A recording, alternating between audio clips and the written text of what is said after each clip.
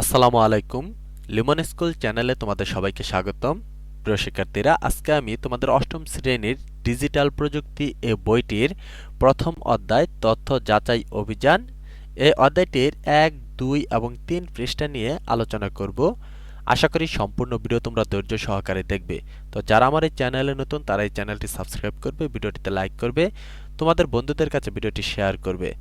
আর তোমাদের কোনো প্রশ্ন থাকলে কমেন্ট করে জানাবে, আমি উত্তর দেওয়ার চেষ্টা করব।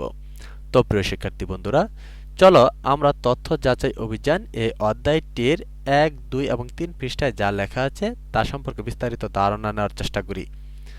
তো দেখো, প্রথম পৃষ্ঠায় লেখা আছে, প্রতিদিন ছোট বড় যে কোনো সিদ্ধান্ত নেওয়ার ক্ষেত্রে বা যে কোনো সমস্যা সমাধানের জন্য তথ্যের প্রয়োজন হয়। তবে এই তথ্য নেওয়ার প্রক্রিয়ায় কখনো কখনো আমাদের কাছে ভুল তথ্য চলে আসে, যার ফলে অনেক সময়ই আমরা ভুল সিদ্ধান্ত নিয়ে ফেলি। এখন আমরা সঠিক তথ্য যাচাই করে কিভাবে সঠিক সিদ্ধান্ত নিতে পারি তার প্রক্রিয়া জানব। যে কোনো তথ্য বিশ্বাস করার আগে আমরা যাচাই করে নিব, সেই সাথে আমাদের পরিবার বা আশেপাশের মানুষ যে সব তথ্যের যথার্থতা নিয়ে বিভ্রান্তিতে আছেন তাদেরকেও সঠিক তথ্য দিয়ে সহায়তা করব। এটিই হবে আমাদের তথ্য যাচাই অভিযান। তো দেখো, সেশন ১ এর নাম হচ্ছে ভুল তথ্যের রকম ফের। তো এই সেশনটি আজকে আমরা পড়ব।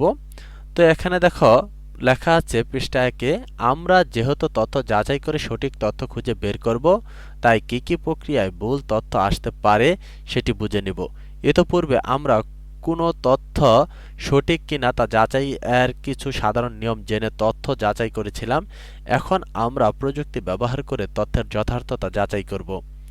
তো এখানে তোমাদেরকে তথ্য যাচাই বাছাই করার জন্য ৩টা পরিস্থিতি দেওয়া আছে। তো এই ৩টি পরিস্থিতি পড়ে তারপর তোমার কাছ থেকে সিদ্ধান্ত জানতে চাওয়া হয়েছে যে তুমি কিভাবে এই তথ্যগুলো সঠিক কি না তা যাচাই করবে কিভাবে। তো পরিস্থিতি ১ দেখো লেখা আছে যে একটি সংবাদ প্রতিবেদনের শিরোনামে সংবাদ ছাপানো হয়েছে, একটি প্রতিষ্ঠানের সভাপতি নির্বাচিত হয়েছেন ক নামক একজন ব্যক্তি। সেই সংবাদের নিচে একজনের ছবি ছাপানো হয়েছে যেটি ক নামক ব্যক্তির ছবি নয়। এটি একটি ভুল তথ্য, কিন্তু সংবাদ কর্তৃপক্ষ ইচ্ছে করে এই ভুলটি করেননি। এটিকে অনিচ্ছাকৃত ভুল তথ্য বা মিস ইনফরমেশন বলা হয়। তো কোনো একটি সংবাদ প্রতিবেদনের শিরোনামে সংবাদ ছাপানো হয়েছিল যে কোনো একটি প্রতিষ্ঠানের সভাপতি নির্বাচিত হয়েছেন ক নামক ব্যক্তি, কিন্তু সেই প্রতিবেদনের নিচে যার ছবিটা দেওয়া হয়েছে সেটা ক নামক ব্যক্তি নয়। তো এক্ষেত্রে দেখা গেছে যখন তারা ডিজিটাল প্রযুক্তি ব্যবহার করে কোনো সংবাদ প্রতিবেদন বা তৈরি করা হয়, তখন সেক্ষেত্রে কখনো কখনো ভুল হয়ে যেতে পারে।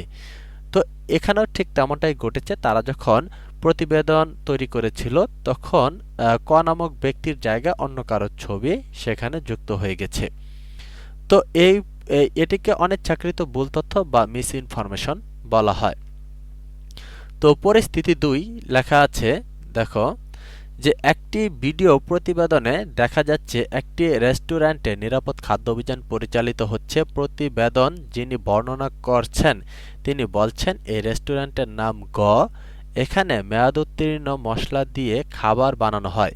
প্রকৃতপক্ষে যেই রেস্টুরেন্ট ভেজাল খাবার তৈরি করছে সেই রেস্টুরেন্টের নাম হচ্ছে বড় গ। ছোট গ রেস্টুরেন্ট এর ক্ষতি করার জন্য একজন ব্যক্তি বা প্রতিষ্ঠান বড় গ রেস্টুরেন্টের উপর তৈরি ওই ভিডিও প্রতিবেদনটি ডাউনলোড করে শব্দ পরিবর্তন করে গ রেস্টুরেন্ট নাম ব্যবহার করে ইন্টারনেটে আপলোড দিয়েছে। এই ধরনের ইচ্ছাকৃত প্রচারিত ভুল সংবাদকে ভুল তথ্য বা ফেক নিউজ বা ডিসইনফরমেশন বলা হয়। অর্থাৎ এক্ষেত্রে নিরাপদ খাদ্য অভিযান যে রেস্টুরেন্টে হয়েছিল সেটা যখন ভিডিও করা হয়েছে, সেই ভিডিওটি কোনো একটি অসাধু ব্যক্তি ডাউনলোড করে সেই ভিডিওতে যে সাউন্ড ছিল সেটাকে পরিবর্তন করে তার নিজের ভয়েস দিয়ে অন্য একটি রেস্টুরেন্টের নাম সেখানে যুক্ত করে দিয়েছে, বা সে এমনভাবে বর্ণনা করেছে যে এক্ষেত্রে এই রেস্টুরেন্টই হচ্ছে দায়ী। অর্থাৎ এক্ষেত্রে অন্য রেস্টুরেন্টের খবরটা সে ডাউনলোড করে তার শব্দ পরিবর্তন করে সে অন্য একটি রেস্টুরেন্টের নামে চালিয়ে দিচ্ছে। এক্ষেত্রে সে আর কি মূলত অসাধু উপায়ে বা তোমার খারাপ উপায়ে তোমার অন্য একটি রেস্টুরেন্টের ক্ষতি করার চেষ্টা করছে। তো পরিস্থিতি ৩ হচ্ছে অনেক সময় কোনো সঠিক সংবাদও ভুল বুঝাবুঝি তৈরি করতে পারে। ক নামক একটি বেসরকারি প্রতিষ্ঠানের চেয়ারম্যানকে তার ভালো কাজের জন্য পুরস্কৃত করা হলো। এই সময় পরিকল্পিত অপরাধের তদন্ত চলছে। ক প্রতিষ্ঠানের চেয়ারম্যানের বিরুদ্ধে শিরোনামে পূর্বের একটি খবর ব্যাপকভাবে প্রচার করা শুরু করলো বিভিন্ন সোশ্যাল মিডিয়া থেকে।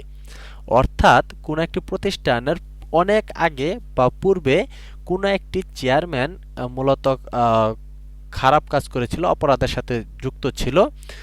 তো সেরকম একটি সংবাদ পূর্বের, সেটাকে বর্তমানে সোশ্যাল মিডিয়ায় প্রচার করা হচ্ছে।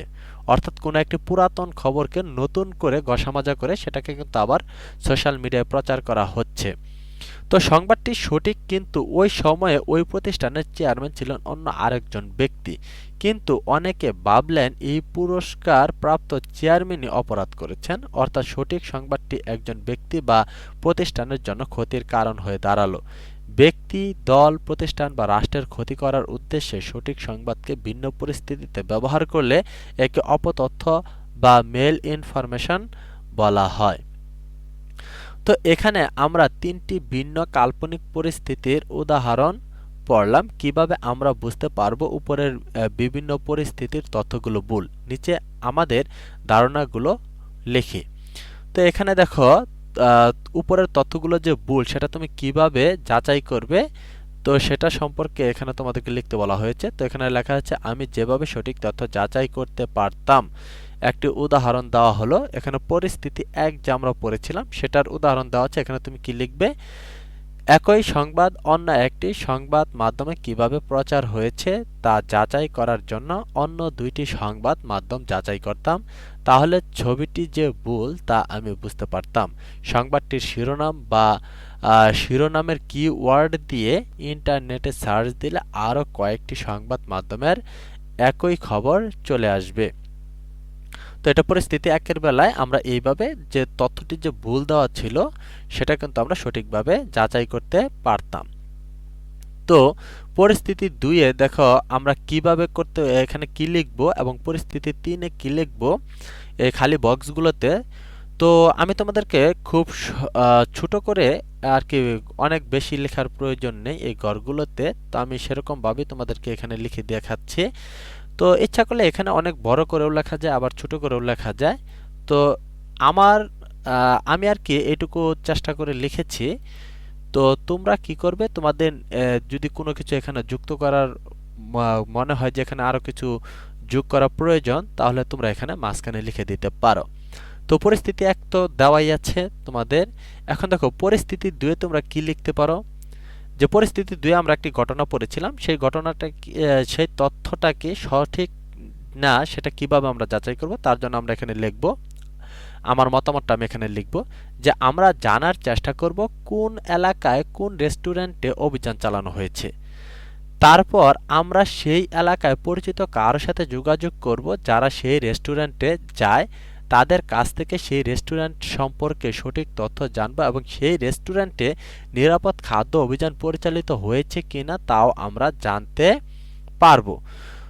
তো আমরা এইটুকু লিখতে পারি যে ওই রেস্টুরেন্টে যারা যায় তাদের সাথে আমরা যোগাযোগ করতে পারি যদি আমাদের পরিচিত কেউ থাকে, তো তাদের কাছ থেকে আমরা সঠিক তথ্য জানতে পারি। আবার এখানে তুমি আরও কিছু লিখতে পারো এখানে, যে ওই রেস্টুরেন্টের কর্মকর্তাদের সাথেও আমরা কথা বলতে পারি, বা ওই রেস্টুরেন্টের যদি ওয়েবসাইট থাকে সেখান থেকেও কিন্তু আমরা ওই রেস্টুরেন্টে যোগাযোগ করতে পারি যে আসলে ওই রেস্টুরেন্টে নিরাপদ খাদ্য অভিযান পরিচালিত হয়েছিল কি না। তো যখন দেখা যাবে আসলে অন্য একটি রেস্টুরেন্টের খবর যখন এই রেস্টুরেন্টের নামে চালিয়ে দেওয়া হচ্ছে, তো এই ক্ষেত্রে তারা কিন্তু সঠিক তথ্যটি জানতে পারবে এবং তারাও কিন্তু ব্যবস্থা নিতে পারবে। তাই আমরাও ইচ্ছা করলে এখানে লিখে দিতে পারি যে এই ছোট রেস্টুরেন্টের কর্মকর্তাদের সাথে আমরা যোগাযোগ করতে পারি আসলে সঠিক তথ্যটি জানার জন্য। তো সেই রেস্টুরেন্টের উপর করা প্রতিবেদন আরও কোন সংবাদ মাধ্যমে প্রচারিত হয়েছে কি না তা দেখব এবং সংবাদগুলো একটি আরেকটির সাথে মিলিয়ে দেখব আমরা। তো একই সংবাদের দেখবে যে শিরোনামটি দেওয়া থাকে উপরে, তো সেই শিরোনামটি দিয়ে যদি তুমি কপি করে যদি ইউটিউবে যদি সার্চ দাও তাহলে দেখবে সেই রকম আরো অনেকগুলো সংবাদ আছে। তো সেই সংবাদগুলোকে তুমি যখন শুনবে একটি আরেকটির সাথে মিলাবে যে আসলে এক্ষেত্রে মিল অমিলটা কোথায়, তাহলেই তুমি এখানে বুঝতে পারবে যে অনেক সময় আমরা কিন্তু ভিডিওতে দেখি আরেকজনের ভিডিও সেটার ভয়েস পরিবর্তন করে কিন্তু নিজের নামে চালিয়ে দেওয়া হচ্ছে। তো এরকম তুমি কিন্তু সেটা ধরে ফেলতে পারবে। তাহলে এখানে দেখো সেই রেস্টুরেন্টের উপর করা প্রতিবেদন আরো কোন সংবাদ মাধ্যমে প্রচারিত হয়েছে কিনা তা দেখব এবং সংবাদগুলো একটি আরেকটির সাথে মিলিয়ে দেখব। তাহলে আমরা বুঝতে পারবো প্রতিবেদনটি শব্দ পরিবর্তন করে তৈরি করা হয়েছে কিনা। তো এটুকু তোমরা লিখে দিবে। তো পরিস্থিতি 3-এ তোমরা কি লিখতে পারো যে আমরা ক নামক প্রতিষ্ঠানের সাথে যোগাযোগ করে তাদের প্রতিষ্ঠানে যারা চেয়ারম্যানের দায়িত্ব পালন করেছে তার তথ্য সংগ্রহ করব।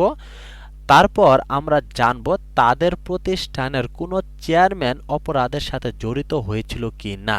সেটা আমরা সেই সকল প্রতিষ্ঠানের কর্মকর্তাদের সাথে যোগাযোগ করে আমরা এই তথ্যগুলো পেতে পারি।